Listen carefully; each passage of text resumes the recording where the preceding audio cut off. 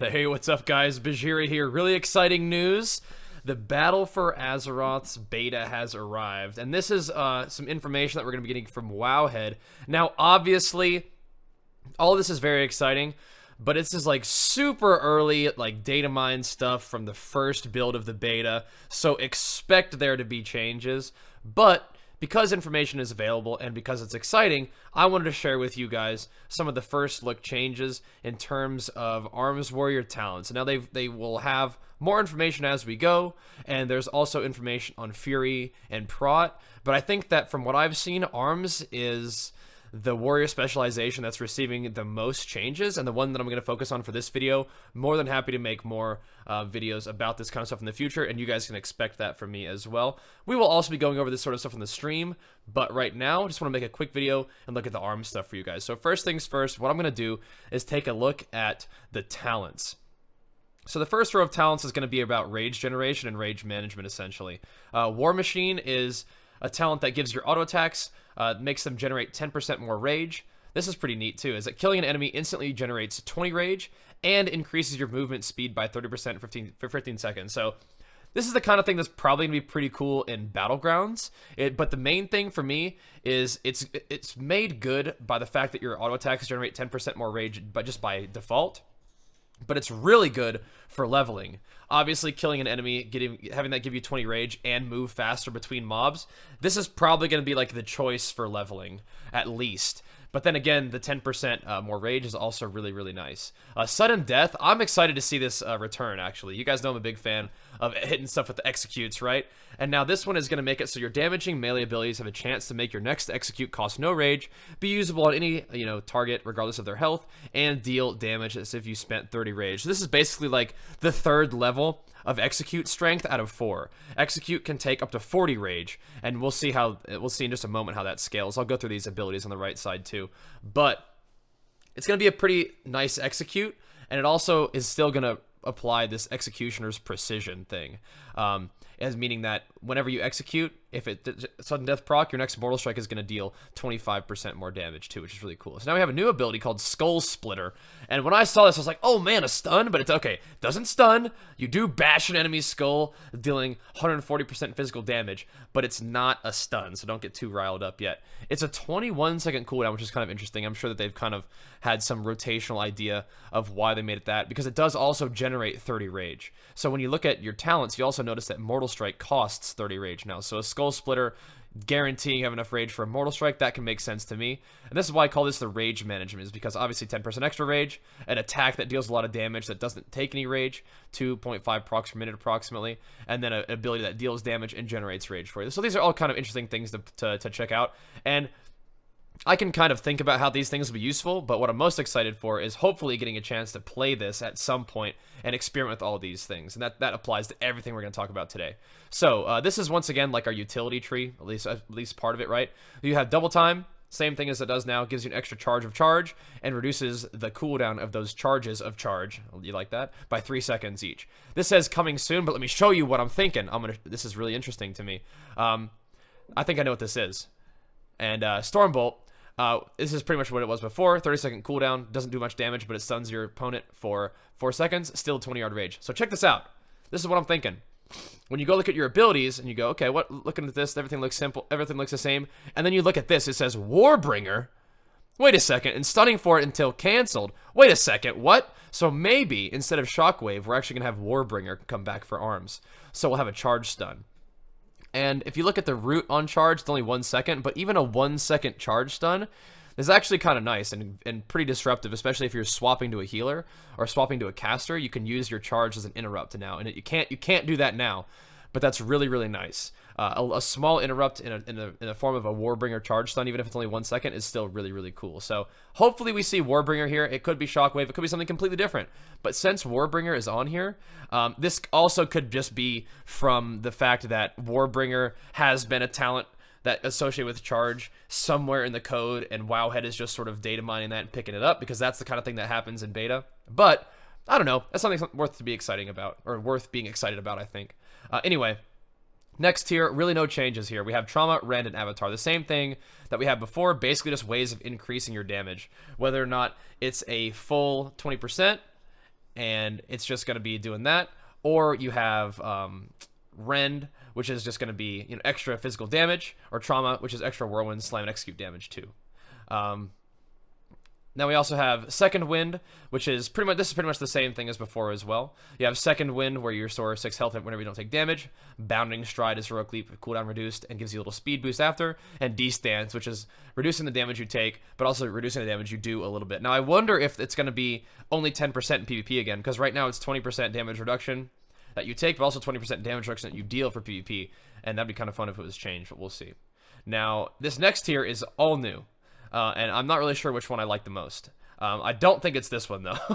I don't think that Blazestorm and Whirlwind critical strikes dealing 1 rage make me the most excited, but maybe that's fun in PvE. The one that I do think is cool is Warbreaker. So, right, we're not having artifact weapons anymore. Warbreaker's not going to be a part of our arsenal. And if you're hearing these beeps, it's my own headset because I'm not listening to music, so I got to listen to music between this.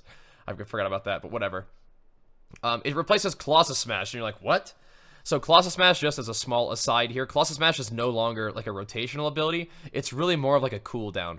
So Colossus Smash has a 45-second cooldown on it, where it smashes the enemy's armor, dealing a lot of physical damage, and increasing the damage you deal to them by 30% for 10 seconds. So it's more like an offensive CD. And Warbreaker will do something very similar, except do more damage, and it'll do it AoE and apply that same debuff to everybody. And I think this is going to be my favorite talent in this tree. But that being said, I think Cleave is also pretty interesting. So Cleave, it does not behave like it used to.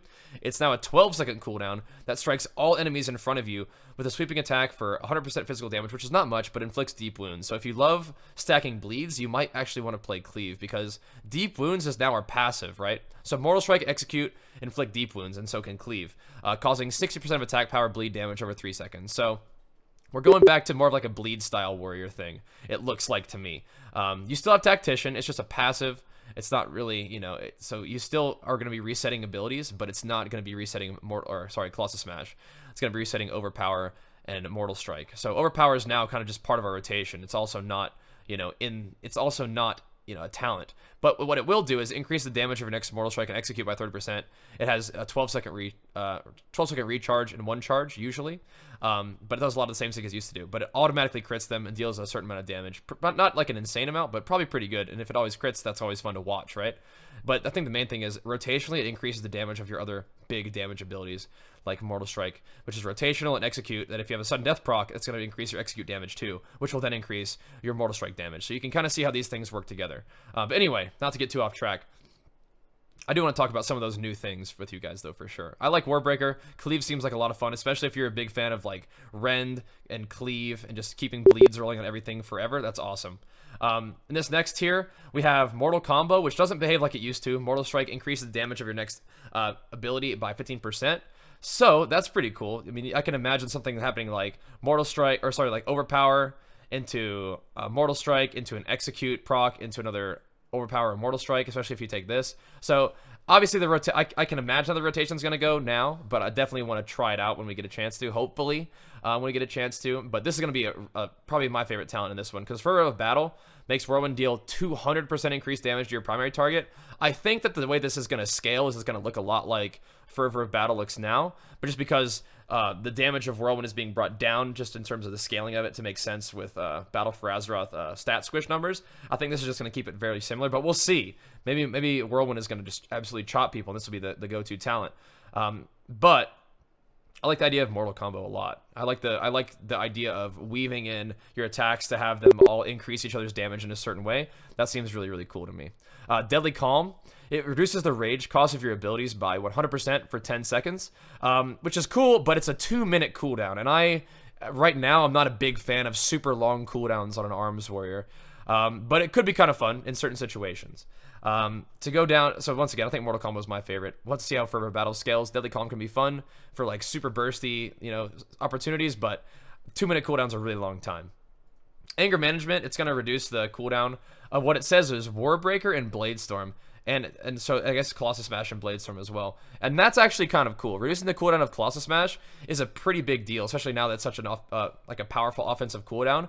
And the fact that it scales down to Colossus Smash and Bladestorm is really cool, because basically you can, every other Colossus Smash or every other Warbreaker, you can be Bladestorming. And that's kind of like the idea. And since this cooldown reduction applies to both of those abilities, it still has that synergy no matter what the cooldown of reduction actually is, which is pretty cool.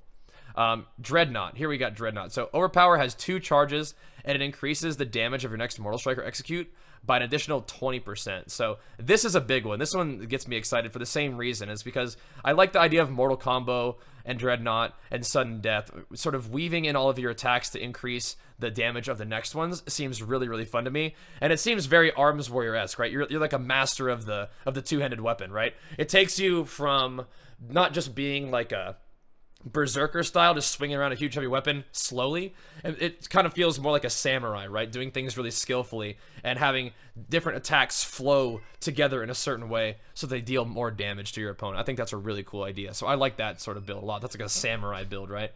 And of course you have Ravager again. For those of you guys who love Ravager, throwing down the Ravager, you can still do it. It's a 1-minute cooldown. Throw down your weapon, swirls around, deals some damage, gives you rage. So that's kind of the basic idea out of that. But I actually really like the way the talents look so far. And once again, I'm sorry my headset's beeping. I may could just turn on some music right now, like halfway through the video, but so it doesn't quit doing that. But anyway, what we've got for the rest of this is we can look at these talents, right? So we've got, you know, nothing's looking too crazy. We have Slam at an early level, Charge, Victory Rush, Execute. I think that's pretty normal. You get Mortal Strike at level 10 if you spec for it. Same thing there. Is it's going to deal a certain amount of damage and give you a healing debuff on there as well.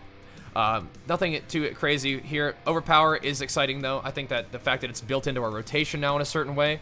It's a 12-second cooldown, but once again, it's going to buff the damage of your next Mortal Strike. So you're usually going to want to make sure that you overpower into Mortal Strike. I mean, that's going to just be part of what you do anyway. Another new one is Sweeping Strikes, right? So we have Sweeping Strikes back as an ability.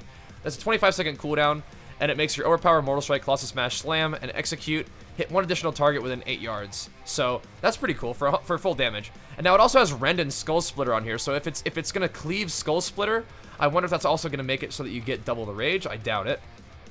But also cleaving Rend is pretty cool too. Getting bleeds up on multiple targets is really, really nice. And that also would work nicely with the cleave idea, right?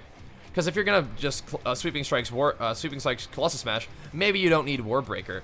But I still think Warbreaker is awesome, especially before Blade Storms and stuff like that. But anyway, something to think about there is that Sweeping Strikes is now gonna be a 25-second cooldown, which is awesome. It makes all your attacks cleave for full damage for 10 seconds, which is really, really nice. Nothing new for Pummel, nothing new for Heroic Leap. Executioner's Precision is no longer an artifact talent thing. It's actually just built into your character, which is going to be really nice with Sudden Death, right? Because you're going to just get that extra Mortal Strike pop. So imagine you get an Executioner's, or you get a Sudden Death proc, get a 1 Execute stack on them, hit an Overpower. Your next Mortal Strike is going to be hitting for like 55% increased damage. And that's awesome. That's going to be big deeps. And I like that idea a lot. That sort of samurai, you know, master of the weapon, right? Arms warrior. That's really, really cool to me. Hamstring, I don't know if there's anything new here, except for the fact that it's just maybe they're changing numbers. Who knows? I still think it's gonna be on global cooldown, but you know, we can find that out soon enough, I hope. Tactician is now resetting your Overpower and Mortal Strike, which is really, really cool. So you'll see that Colossus Smash is in a way being replaced by Overpower. It's not going to put a debuff on your opponent permanently, but it will make your next Mortal Strike hit harder. So that's kind of the idea, right? When Tactician procs, you're going to Overpower into Mortal Strike. That's the idea behind this, I think. Die by the Sword, nothing really changing here. Maybe it's 30% damage instead of 35% damage. Whirlwind, I'm pretty sure they're just changing the damage scaling on it. That's really all there is to it. But don't get too caught up in the damage scaling because, once again, BFA is going to have a big number squish, so we'll have to see how that works. Battle Shout, we have Battle Shout again, right? We have an actual buff that we can apply to our team and have that sort of factor into what kind of comps we want to play, which is pretty cool. Strength and Agility buff by 5%, which is nice. Zerka Rage, I'm not really sure what's changed with it, but it's a 1-minute cooldown. It gets you out of Fear Sap in cap for for the next 6 seconds, makes you immune to him. That makes sense. Like I said, Colossus Smash is now more of an offensive cooldown than rotational ability, but that can work. That's pretty cool still. 30% increased damage for 10 seconds.